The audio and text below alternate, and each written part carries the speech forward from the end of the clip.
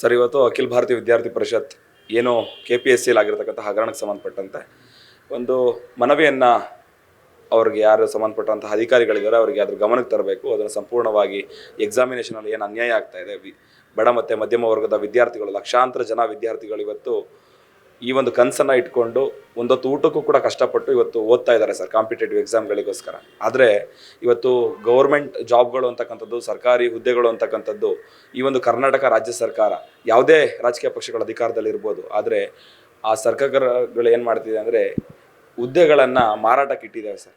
ಹುದ್ದೆಗಳನ್ನು ಮಾರಾಟಕ್ಕೆ ಇಟ್ಟಿರೋ ಪರಿಣಾಮ ಏನಾಗ್ತಿದೆ ಅಂದರೆ ಇವತ್ತು ಬಡವರು ಮನೆ ಮಕ್ಕಳು ಕನಸಾಗೆ ಉಳಿಯುತ್ತೆ. ಶ್ರೀಮಂತರು ಯಾರು ಉಳ್ಳವರು ಇರ್ತಾರೆ, 70 ಲಕ್ಷ 80 ಲಕ್ಷ ಕೋಟಿಗಟ್ಟಲೆ ಹಣವನ್ನು ಕೊಟ್ಟು ಸರ್ಕಾರಿ ನೌಕರಿಗಳಿಗೆ ಹೋಗ್ತಾ ಇದ್ದಾರೆ. ಹಾಗಾಗಿ ಇವತ್ತು ಕರ್ನಾಟಕ ರಾಜ್ಯದಲ್ಲಿರ್ತಕ್ಕಂತಹ ಎಲ್ಲ ವಿದ್ಯಾರ್ಥಿಗಳಿಗೆ ಮತ್ತು ಯಾರೆಲ್ಲ ಆಸ್ಪಿರೆಂಟ್ಸ್ ಇದ್ದಾರೆ ಸರ್, ಅವ್ರಿಗೆಲ್ರಿಗೂ ನಾನು ಕೇಳ್ಕೊಳೋದು ಇಷ್ಟೇ, ಏನು ಈ ಒಂದು ಹಗರಣ ಆಗಿದೆ ವಿತ್ ಆಡಿಯೋ ರೆಕಾರ್ಡ್ ತುಂಬ ವೈರಲ್ ಆಗ್ತಾ ಇದೆ.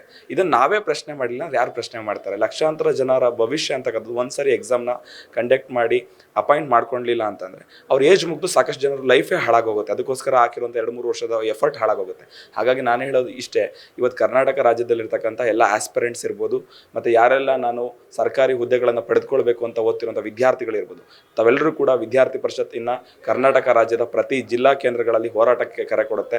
ಏನು KPSCಯಲ್ಲಿ ಆಗಬೇಕಾಗಿರ್ತಕ್ಕಂತಹ ಎಲ್ಲ ಸುಧಾರಣೆಗಳಿಗೋಸ್ಕರ ಬೃಹತ್ ಮಟ್ಟದ ಒಂದು ಹೋರಾಟವನ್ನು ಕಟ್ಟುತ್ತೆ. ತಾವೆಲ್ಲರೂ ಕೂಡ ಪಾರ್ಟಿಸಿಪೇಟ್ ಮಾಡಿ ಆ ಮೂಲಕವಾಗಿ ಇಡೀ ಕರ್ನಾಟಕ ರಾಜ್ಯದಲ್ಲಿ ಏನು ಹಗರಣ ಆಗಿದೆ ಅದನ್ನು ನಾವೆಲ್ಲರೂ ಸೇರಿ ಸುಧಾರಣೆ ಮಾಡೋಣ ಅಂತ ನಾನು ವಿದ್ಯಾರ್ಥಿಗಳಿಗೆ ಕರೆ ಕೊಡ್ತೀನಿ ಸರ್. ಅವ್ರಿಗೆಲ್ಲ ಮಾಹಿತಿ ಕೊರತೆ ಇರ್ಬೋದು. ABVP ಅಂತಕ್ಕಂಥದ್ದು ಕಳೆದ 77 ವರ್ಷಗಳಿಂದ ನಿರಂತರವಾಗಿ ಯಾವೆಲ್ಲ ಸಂದರ್ಭದಲ್ಲಿ ಇಡೀ ರಾಜ್ಯದಲ್ಲಿ, ಇಡೀ ದೇಶದಲ್ಲಿ ವಿದ್ಯಾರ್ಥಿಗಳಿಗೆ ಸಮಸ್ಯೆ ಆಗಿದೆ, ಯಾವೊಬ್ಬ ವಿದ್ಯಾರ್ಥಿಗಳಿಗೆ ಅನ್ಯಾಯ ಆದರೂ ಕೂಡ ಅದನ್ನು ಗಟ್ಟಿ ಧ್ವನಿಯಲ್ಲಿ ವಿದ್ಯಾರ್ಥಿ ಪರಿಷತ್ ಪ್ರಶ್ನೆ ಮಾಡಿದೆ. ಅದಕ್ಕೆ ಬೇಕಾದಂತಹ ವೈಚಾರಿಕ ಹಿನ್ನೆಲೆಯಲ್ಲಿ ಅದಕ್ಕೆ ತಾರ್ಕಿಕ ಅಂತ್ಯವನ್ನು ಕೊಟ್ಟು ಅವರಿಗೆ ಅದಕ್ಕೆ ಉತ್ತರವನ್ನು ಕೂಡ ಕೊಟ್ಟಿದೆ. ಅದು ಕೊಟ್ಟಿರೋದಕ್ಕೋಸ್ಕರ ಇವತ್ತು ಜಗತ್ತಿನ ಅತ್ಯಂತ ದೊಡ್ಡ ವಿದ್ಯಾರ್ಥಿ ಸಂಘಟನೆ ಆಗಿರ್ತಕ್ಕಂಥದ್ದು.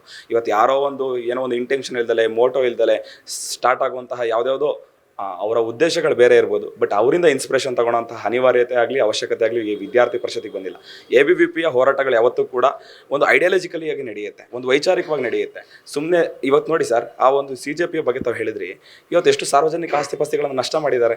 ಅದು ಯಾರು? ಇದು ನಮ್ಮ ದೇಶ, ಇದು ನಮ್ಮ ಮಣ್ಣು ಅನ್ನೋಂತಹ ಬದ್ಧತೆ ನಮಗಿರೋದಕ್ಕೋಸ್ಕರ ನಾವು ಏನು ಸುಧಾರಣೆ ಆಗಬೇಕು ಅದನ್ನು ಅಷ್ಟೇ ನಾವು ಪ್ರಶ್ನೆ ಮಾಡ್ತೀವಿ. ನಾವು ಯಾವುದೇ ಹೋರಾಟಗಳನ್ನು ಕಟ್ಟಿದ್ರು ಕೂಡ ಅದಕ್ಕೊಂದು ಸ್ಟ್ರೀಮ್ ಲೈನ್ ಅಂತ ಇರುತ್ತೆ, ಅದನ್ನು ನಾವು ಮೀರೋದಿಲ್ಲ, ಆ ಎಲ್ಲೇ ನಾವು ಮೀರೋದಿಲ್ಲ. ಬಟ್ ಅವ್ರಿಗೆಲ್ಲ ಲಂಗು ಲಗಾಮ್ ಇಲ್ಲದೆ ಇರೋವಂಥವ್ರು, ಈ ದೇಶದ ಬಗ್ಗೆ ಅಭಿಮಾನ ಇಲ್ಲದೆ ಇರೋವಂಥವ್ರು ಏನಾದರೂ ಮಾಡಲಿ, ಅವ್ರಿಗೆ ಕಂಪೇರ್ ಮಾಡುವಂತಹ ಅಷ್ಟು ಏನು ಅನಿವಾರ್ಯತೆ ಇಲ್ಲ ಸರ್.